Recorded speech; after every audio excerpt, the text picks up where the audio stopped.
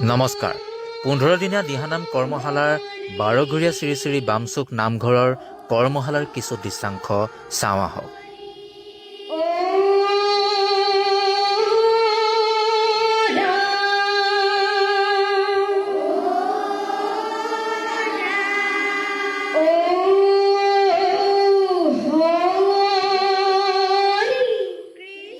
কৃষ্ণ জয় জয়তে সমূহ অসমবাসী ৰাইজলৈ 12ঘৰী বামচুক নামঘৰ পৰিয়ালৰ হৈ আন্তৰিক অভিনন্দন জ্ঞাপন কৰিছোঁ।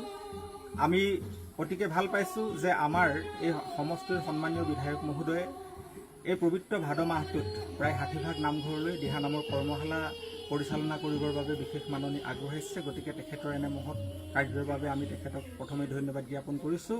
আৰু ইয়াৰ যোগেদি আমাৰ গোটেই অঞ্চলটোত এক আধ্যাত্মিকতাৰ পৰিৱেশ এটাৰ সৃষ্টি হৈছে। কণ কণ শিশুসকলৰ পৰা ধৰি জ্যেষ্ঠ বৃদ্ধাসকললৈকে আমাৰ এই দিহানামৰ কৰ্মশালাত আহি জড়িত হৈ আমাক উৎফুল্লিত কৰিছে, আমাৰ উদ্যোক্তাসকলক উৎফুল্লিত কৰিছে। গতিকে আমি সকলোকে ধন্যবাদ জ্ঞাপন কৰিছোঁ। আৰু ইয়াৰ যোগেদি আমাৰ শিশুসকলৰ যিটো আধ্যাত্মিক দিশ, সেই দিশটো যথেষ্ট আগুৱাই গৈছে।